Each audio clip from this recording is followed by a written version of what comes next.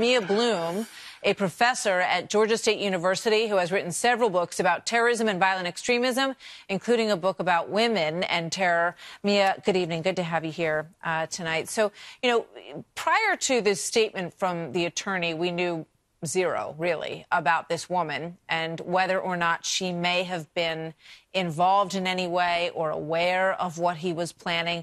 What's your take on it after that statement?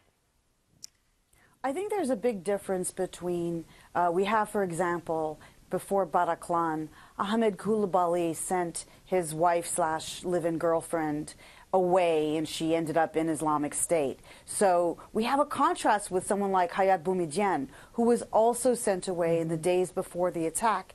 She didn't come back to cooperate with authorities. We also saw the Tsarnaev, the wife of the Tsarnaev brothers, Catherine Russell.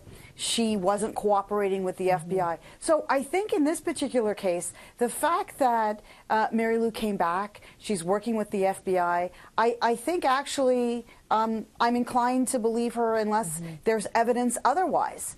Yeah, initially there were questions about the Philippines. There's an ISIS group there. ISIS twice declared responsibility for this, which I think was fairly unusual given their history, right, Mia? More than twice, yeah. They can't stop declaring responsibility, and it's kind of pathetic because you look at the story of this individual's life, and you see that Stephen Paddock was a drinker. They've even tried to justify his drinking, but as my friend and colleague Paul Cruikshank said, there's no justification for turning the gun on yourself. If you want to be a martyr, you let the other people shoot you. You don't shoot yourself. So, there doesn't appear, at least at this point, to be any link. And your take is that they're falsely accepting some responsibility here to take credit for this, which we haven't really seen them do all that often. But it does look like that may be what happened here, right?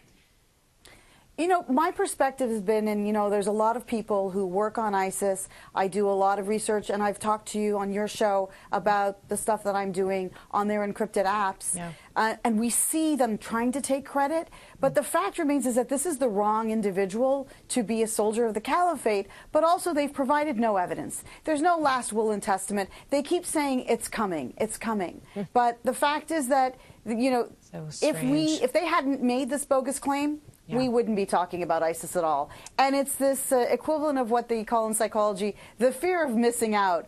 They want to be part of the conversation, and if they repeat it enough, they think that they will get some credit. And we see in some areas, Breitbart or InfoWars, some of the conspiracy theorists, they want to believe that it's ISIS. But I personally don't think so. And I also think anyone who's cooperating with the police, I give them a great deal of credit. She's got to be under an enormous amount of pressure. And, getting hate mail, people thinking that she's done something that, whether she's done it or not. We have to let this play out and see what the FBI says. Yeah, we absolutely do. Mia, thank you very much. You're a great voice on all of this. Good to talk to you tonight. Thank you so much for having me, Martha. Great to see you. You